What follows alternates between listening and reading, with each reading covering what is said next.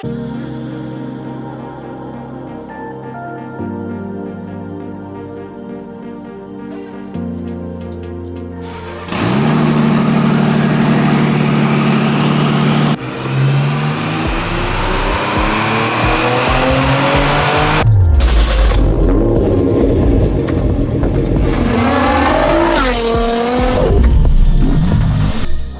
right guys, so on our VQ37 project where we found that retainer broken, we're definitely upgrading the cams since we're in there, and JWT has their set of beehives for the exhaust side, these valve springs, and also the steel retainers that we're going to be using. We're going to also be replacing the intake valve springs with factory 2013 and newer springs. So here's the deal though, you can't just call the dealer and call them up and say, hey, I need some brand new valve springs out of a 2013 and newer car. Nissan doesn't sell any of the components for that head by itself. You basically have to buy an entire head, which is a complete pain in the ass. So thankfully, our friends over at JWT, they have a source for them, and we're gonna be replacing them with the beehive. So it's an updated beehive spring that we're gonna be replacing it with, because the factory springs from basically January 2013 and before do not have these updated springs. So we're also going to be getting rid of the problematic retainers using essentially the same retainers that we're going to be doing on the exhaust side. So you'll notice that the intake springs are totally different. So there is a difference of a few millimeter in height. So we're going to go ahead and we'll start and prep for the job. We got brand new valve stem seals that we're going to be doing. We have our tools. So this is to remove our seal, and we have a really cool tool from Valve Master for removing the retainers and the keepers and making quick work of it. So watch as we go ahead and we'll start on cylinder number 1.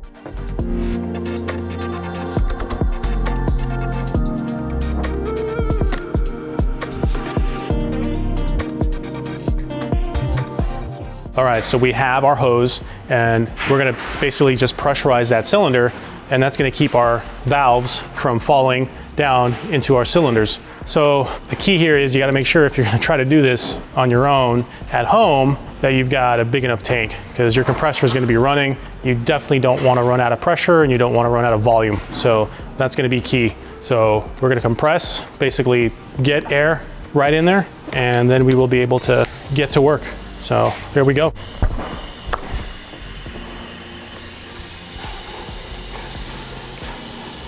All right, just like that, we've got our first one loosened up, got our retainers and our keepers out. There's the spring. You can see it's not a beehive, and we'll get our valve stem seal tool. There you have it. There's our old seal. All right, we've got our brand new intake valve spring that we're gonna go in, and you're gonna see that the narrow side is gonna go up. Put our retainer in there, and then we have our keepers. We'll set those in place. We're gonna flip our Valve Master tool around the install side.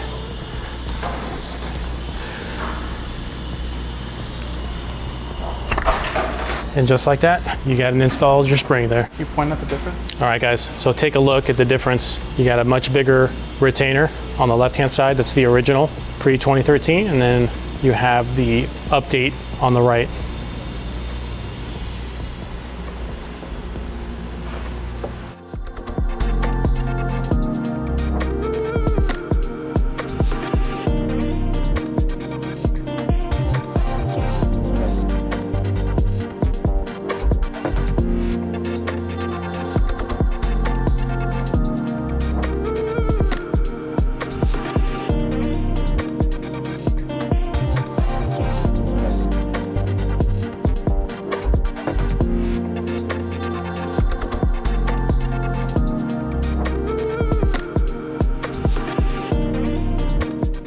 All right guys, cylinder 1 is complete. So we got all brand new valve stem seals. We've got new springs, updated the springs on the intakes, and then we've got the appropriate springs for the E2 exhaust cams.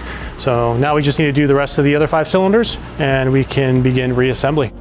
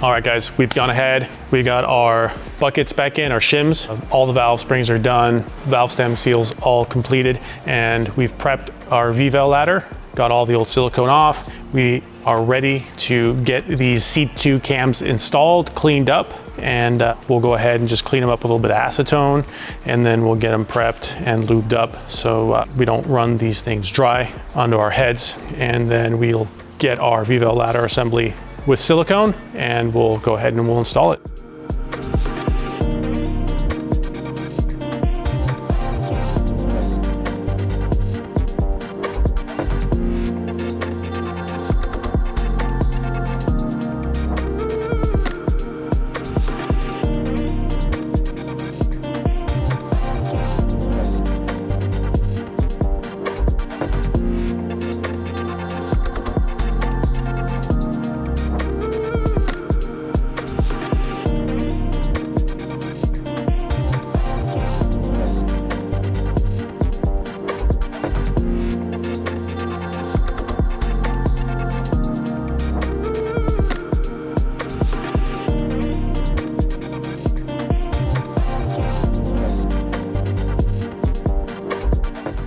Alrighty guys, as you can see, we've got this thing just about wrapped up.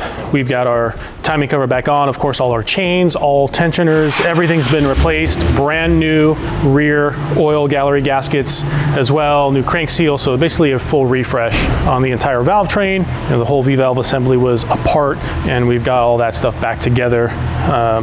We replaced also the seals that go on our VTC mechanisms for the intake side, and we're ready to put all that stuff back together, crank pulley, and then get our valve covers on, and then we'll be ready to have fun by putting on our twin turbo kit. So that'll be the fun part of this. This is, not that this isn't fun, it's just a lot of work, it's a lot of cleaning, and not that it's any less detailed, but you really gotta be focused when doing all this, especially when we are replacing the valve springs, retainers, the keepers, and the valve stem seals, which we have done. So this thing has all the updated beehive springs on the intake side, along with the JWT exhaust valve springs and the C2 cams. So let's wrap it all up, and we'll get ahead of the game here. All right, guys, now that we've wrapped up all of our cam, valve train upgrades, and timing chain stuff on our VQ37, we're gonna get going on more of the fun stuff. So with that, we're gonna move on to the transmission side of stuff. This car from the factory has the 7-speed automatic. We're gonna be going to the VR30 version of the 7-speed automatic.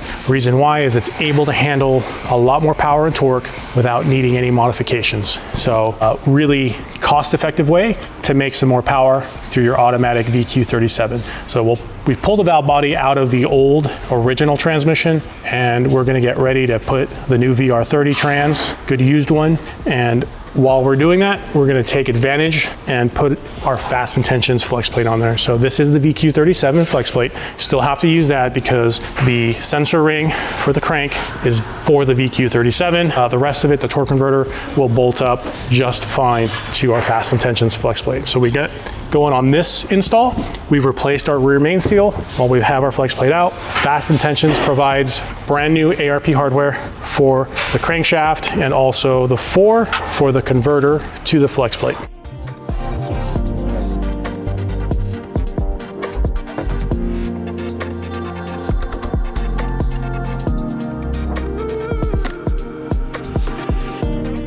All right, you may ask, why are we upgrading the flex plate? Well, from the factory, this is our factory flex plate.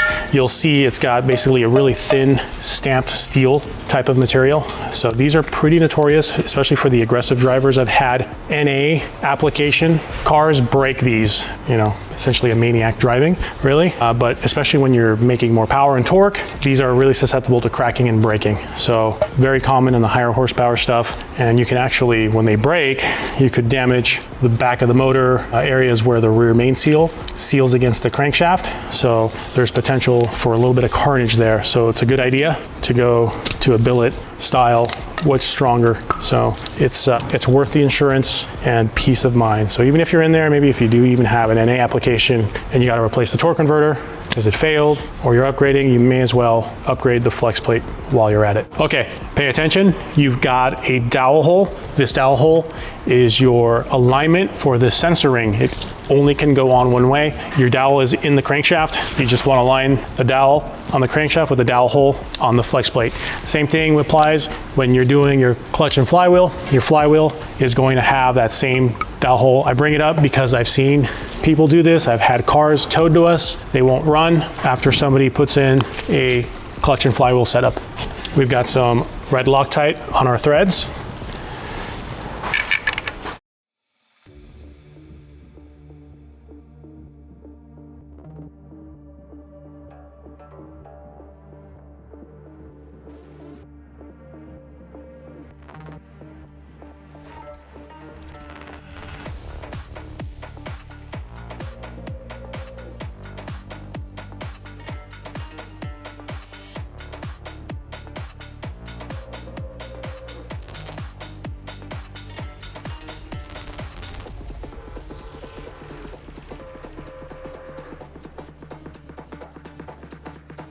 All right, guys, this is the VR30 factory torque converter. You can tell it's a little bigger than the VQ37. And what we've done is we've pre-filled it. You'll want to make sure you pre-fill this thing. So we want to make sure all the old fluid was out of it as much as it can. It was basically shipped to us dry. And so we've gone ahead and pre-filled it. And when you do that, you can get approximately another quarter liter into this thing. And once you do, you kind of want to twirl it around like so. And you just want to get as much of the air out and as much of the fluid into this thing. And it's going to be a little bit messy because we do expect some overflow. And when we go to put this boat anchor in, we're going to get some coming out of the front of this thing. So not a big deal. We'll just wipe it up, clean it up. We'll go ahead and prep. On the front, on our input shaft, on the automatic, there's an O-ring. You want to make sure that O-ring's in good condition. If it isn't, definitely need to replace it. And what I like to do is put a liberal amount of grease on that O-ring to help cushion it, make sure we don't damage it. And when you're putting in the torque converter, you want to make sure that you're not resting the entire weight of this thing on that input shaft, because you could damage that O-ring. And easier said than done, because like I said, this thing's a boat anchor and it's really heavy. So let's go ahead and get this thing installed onto our trans.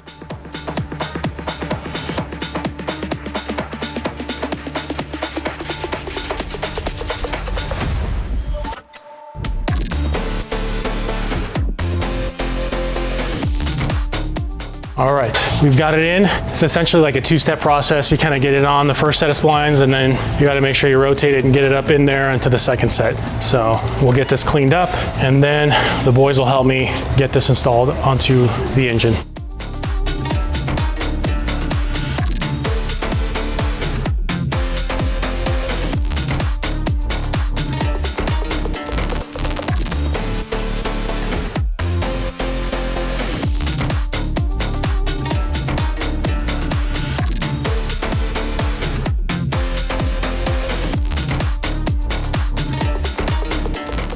All right, guys, we're getting there. Twin turbo kit from Fast Intentions is almost completed, at least this part that goes all on the engine stuff. So our manifolds, all this bitch and stuff that you see, obviously it's all good to go. Wastegates in, our Zono rotor turbos, our stage sebs, and VR30. 7AT is installed. We did all our cam and valve train work. That's been all completed, refreshened up, and we're gonna go ahead and do our intakes on this bad boy, our fuel injectors, get our fuel system in, and then we can get this motor back in the car.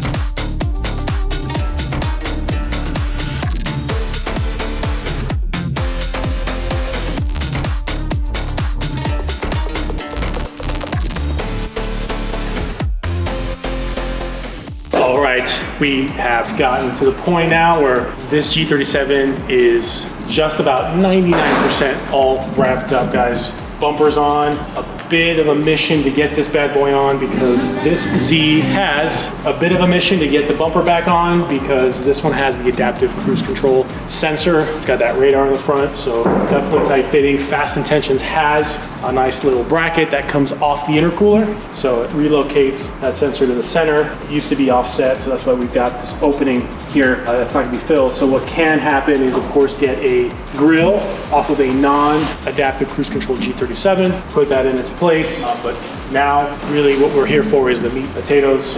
This is the one where we had the whole front of the engine apart, JWT C2 exhaust cams. We are at the point now where we're ready to fire this thing up. It's got our scavenge pump. We're using the CJM lower oil pan, and really recommended the sump pump for this bad boy just because of where the position for the drains are. They're really, really low on that pan, so even more of an excuse to have this scavenge pump in there to make sure that our oil level doesn't get up to the center sections. So it's got the HSEB Zona rotor turbos on here, of course, the fastest twin turbo kit. So really beautiful under the hood, really doesn't look a whole lot with all the powder coated bits. It almost looks like it could be factory, you know, short of seeing the CJM fuel pressure gauge and the hoses and your air motive regulator. Really, most people wouldn't be any wiser knowing what's going on with this thing. So we're gonna go ahead. We've got our basic flash in there, and before we fire it up, we wanna see where the V-valve position sensors are. So we wanna make sure that they're in a voltage where they're close enough. The factory service manual calls for about half a volt. When I've looked at other cars, you know, with ignition on, engine off, those V-valve sensors are about 0.67, 0.65 volts. So we'll take a look. You know, if you basically want to make sure that bank to bank, your voltages are pretty darn close. So we'll go ahead, we'll check that, make sure we don't have any codes, and we've bled our power steering. We cranked this thing initially for oil pressure to make sure we have oil pressure. We've got that, and we've also done the VR30 trans swap on this thing. So this one's running a stock VR30 7AT. It is got a Fast Intentions flex plate, and we're also running the Godzilla one-piece aluminum drive shaft from the guys from Godzilla Raceworks. We've got that drive shaft perfectly. We modified the differential to accept the standard 370Z differential input flange. Pretty straightforward of a swap. Swap the valve body out of the transmission. But let's go ahead, let's check our V-valves, and let's get this thing fired up. Okay, so using Ecutech, we can see our V-valve position sensor, bank 1 and bank number 2, and it's in voltage. That's what the V stands for. And what we're looking for is right around half a volt to 0.67 or so, and we're right in there. So 0.62 for bank number 1 and 0.59. So that's really close. We'll make sure we don't have any V-valve codes when we check it.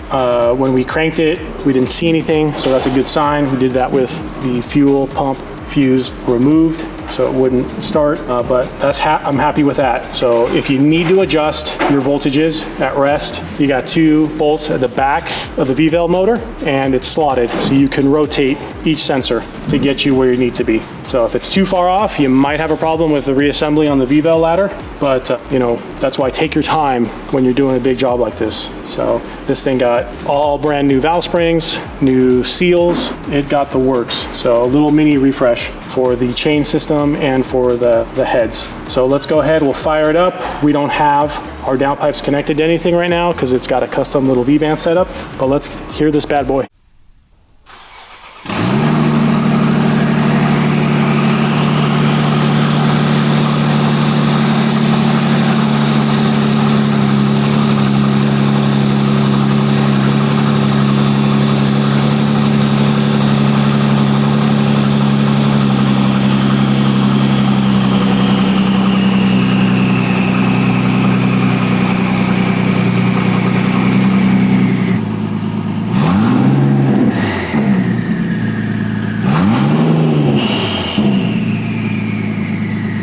Guys, so underneath the beast, this is the VR30. A really simple solution that we did is we used the VR30 bracket and mount. The front bolts we could reuse that were already on the subframe on the body, and for the rear too, we used a really heavy duty rib nut setup on there. So we got the beefiest one that was rated for something like this. So a little simple setup. It looks factory. You're not going to have any of the vibration that you would normally have with like an aftermarket urethane or a different bracket. And then this is our aluminum one-piece drive shaft that we've got on here now. So it's all one piece on this bad boy. And again, we've modified the diff.